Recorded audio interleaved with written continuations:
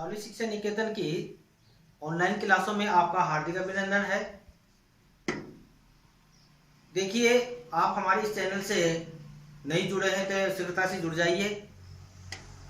आपके सामने मैंने आपको पहले भी बताया था कि हमारे हिंदी, अंग्रेजी, संस्कृत, विज्ञान, सामाजिक ज्ञान की क्लासें चल रही है।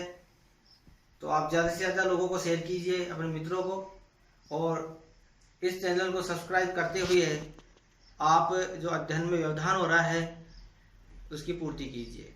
तो देखिए, पिछले वीडियो में मैंने आपको भाषा के बारे में बताया था कि भाषा कितने प्रकार की होती है, भाषा का रूप क्या होता है, भाषा कहते किसे हैं, आज और भाषा किस प्रकार से बोलते हैं, कितने प्रकार की होती है, ये सब हो गया। उसके बाद में देखिए, मैं आपको थोड़ा सा संक्षिप्त हिंदी साहित्य जो है, क्योंकि हम हिंदी पढ़ने जा रहे हैं और हिंदी के बारे में हमें सबसे पहले ये ज्ञान होना जरूरी है कि हमारी जो राष्ट्रभाषा है हिंदी, इस हिंदी का एक संक्षिप्त इतिहास क्या है, एक छोटा सा इतिहास क्या है, किस प्रकार ये आगे विकास की, कैसे आगे बढ़ी और किस प्रकार जो है हमारी एक राष्ट्रभाषा बनी। तो देखिए, आपके सामने है हिंदी। हिंदी जो है, इसका जो आरंभ है करीब 1000 ईस्वी से माना जाता है। कब से माना जाता है? हमारी जो हिंदी भाषा है इसका आरंभ 1000 ईस्वी से माना जाता है। एक छोटा सा आरंभ नहीं है, बहुत लंबा क्रम चल रहा है इसके आरंभ का। हिंदी शब्द का सबसे पहले जो प्रयोग है, यानी हिंदवी शब्द, देखिए हिंदी शब्द इसका शुद्धिकरण कैसे हुआ बाद में। सबसे पहले यह शब्द आया एक हिंदवी। हिंदवी जो शब्द है, इस शब्द का सबसे पहले प्रयोग किया था अमीर खुसरो ने। देखिए, 1000 ईस्वी से अपन मान रहे हैं, तो 1000 ईस्वी के बीच में और आज जो समय चल रहा है करीब 800-900 साल का, तो इस 900 साल के दरमियान बीच में जो मध्य क्रम चला हिंदी को आगे बढ़ाने में, हिंदी को एक राष्ट्रभाषा के बनाने में और एक विश्व स्तर पर इसको लाने के लिए कितने प्रयास किए गए हैं।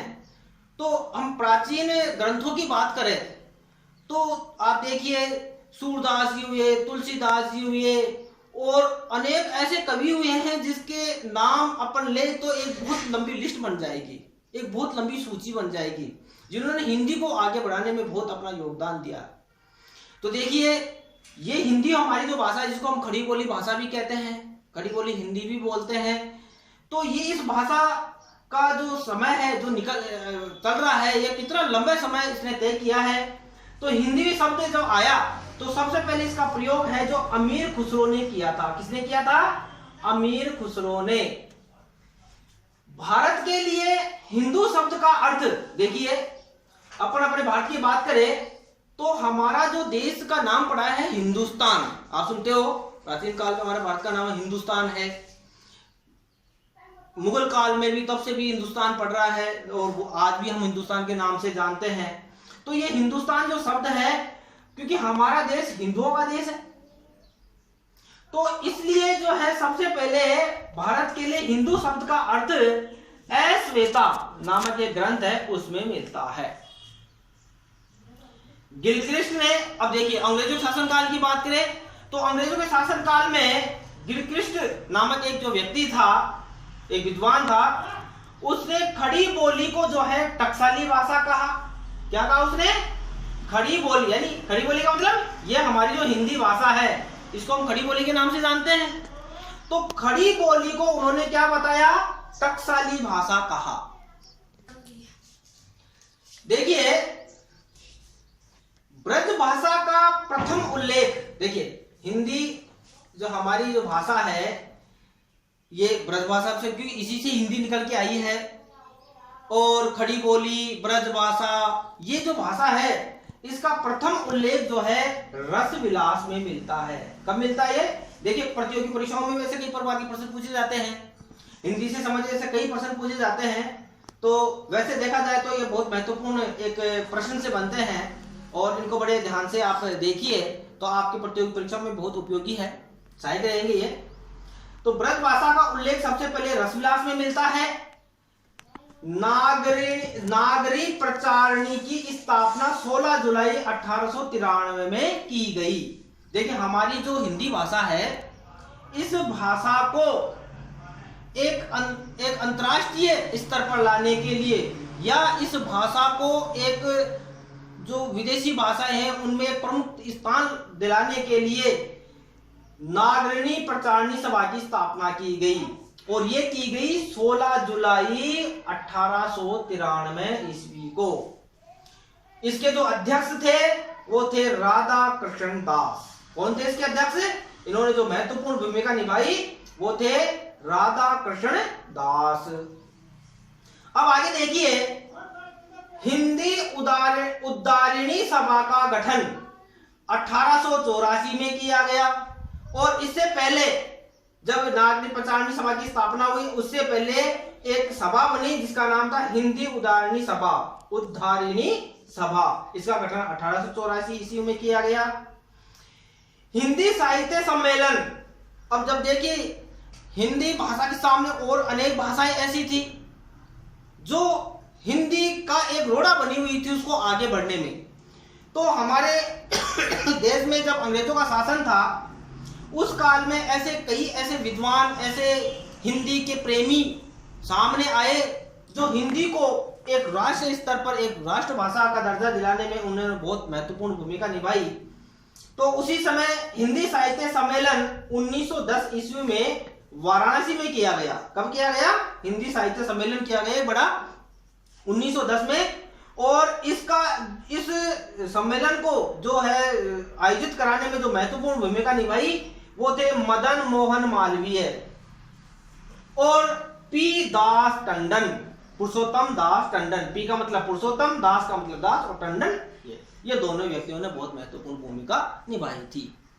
अब आगे देखिए, दक्षिण भारत हिंदी प्रचार सभा के प्रणेता गांधी जी रहे। देखिए गांधी जी ने भी ऐसी बात नहीं है, गांधी जी ने भी हिंदी को भी जो है एक मुख्य भाषा और एक राष्ट्रभाषा बनाने के लिए उन्होंने बहुत भूमिका निभाई और दक्षिण भारत में जाकर के उन्होंने हिंदी का बहुत प्रचार प्रसार किया।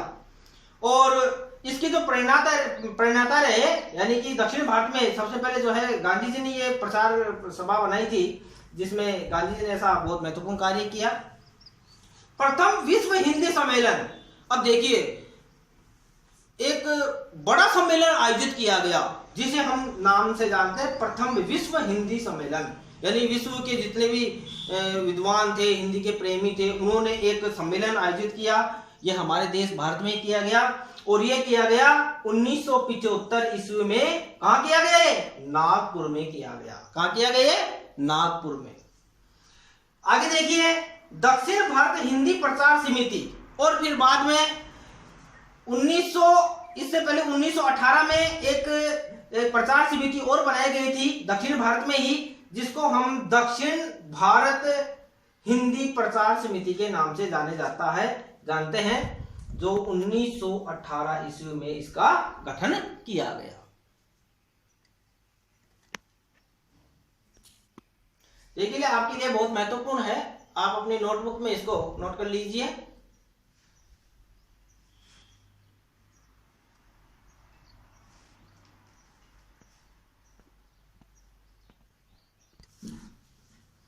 देखिए जब हमारा देश आजाद हुआ, यानी जब हमारा देश अंग्रेजों के शासन काल से अंग्रेजों की गुलामी से जो है करीब 250 साल तक बड़ा पीड़ित रहा, देशवासी पे अंग्रेजों का शासन रहा अंग्रेजों का।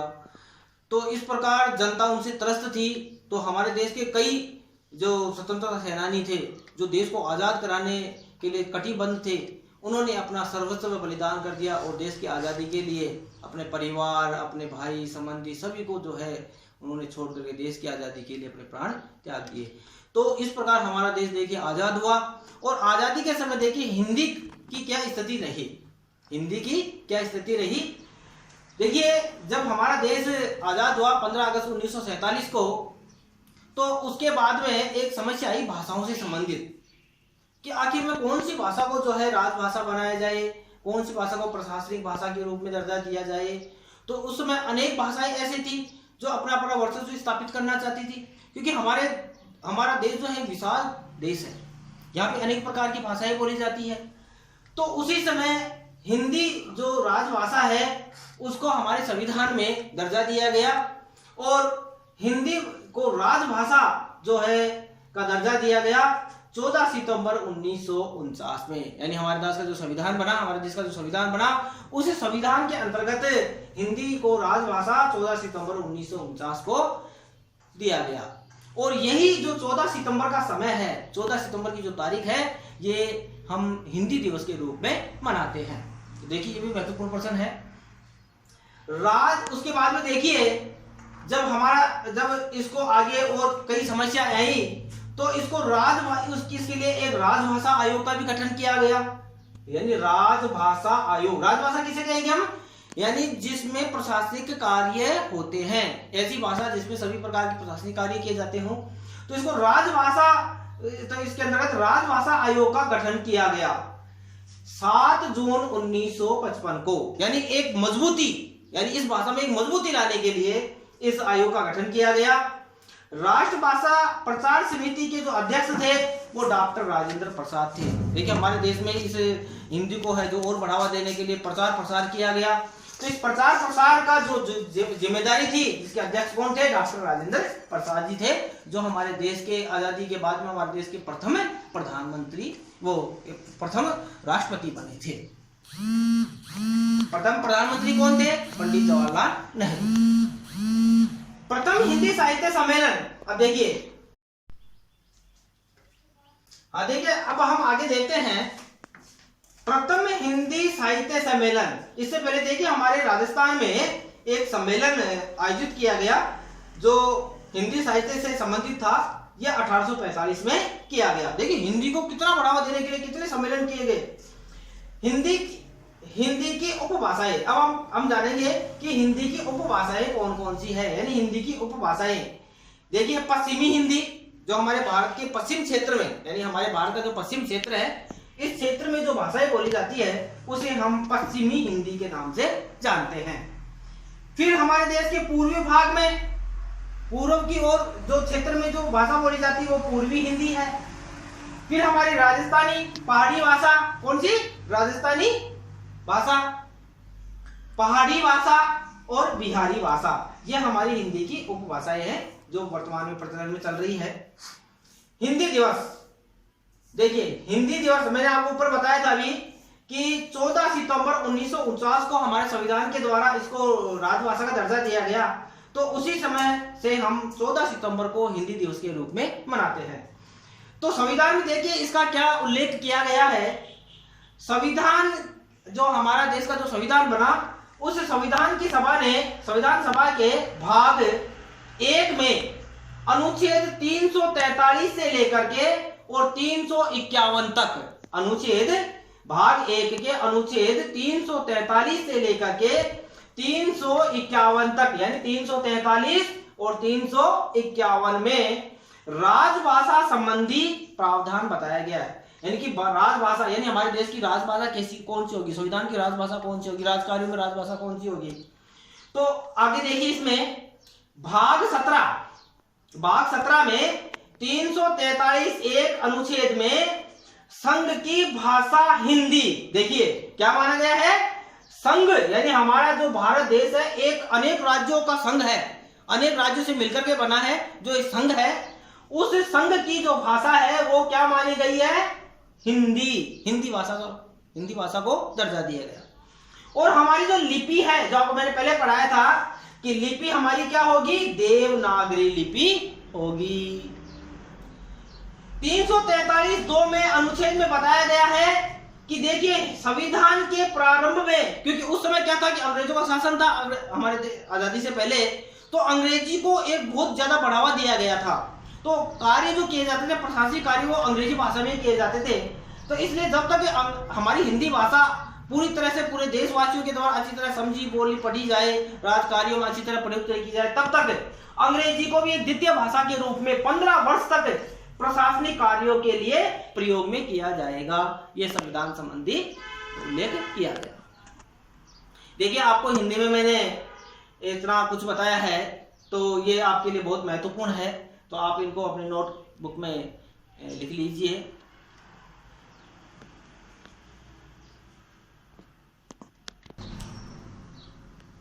देखिए, आपको मैंने हिंदी से संबंधित अनेक ऐसे महत्वपूर्ण प्रश्न भी बताए हैं जो कि प्रतियोगी परीक्षाओं में आते हैं। मैंने आपको पहले बताया है ये चीज़। और जो इस समय आपको जो पढ़ाया जा रहा है ये बड़े सरल तरीके से और सुव्यवस्थित तरीके से आपको पढ़ाया जाएगा। और आगे आपकी जो क्लासेस चलेंगी वो भी नियमित रूप से आपको देखने को मिलेगी। तो आप हमारे इस चैनल से है जो नहीं जुड़े हैं उनको भी आप जुड़वाने का प्रयास कीजिए। हमारे चैनल को अच्छी आप जो है सब्सक्राइब कीजिए और अपने दोस्त हैं, मित्र हैं, उनको भी आप शेयर कीजिए। और आपकी जो इस समय पढ़ाई से जो व्यवधान उत्पन्न हो रहा है वो भी आपका दूर होगा, समय भी आपका अच्छा निकलेगा और आमों के आम और गुठलियों के दाम आपको मिलेंगे। तो मेरा कहना यही है। तो हमारे चैनल को आप देखते रहिए, खुश रहिए, हमेशा प्रसन्न रहिए। धन्यवाद। जय हिंद, जय भारत।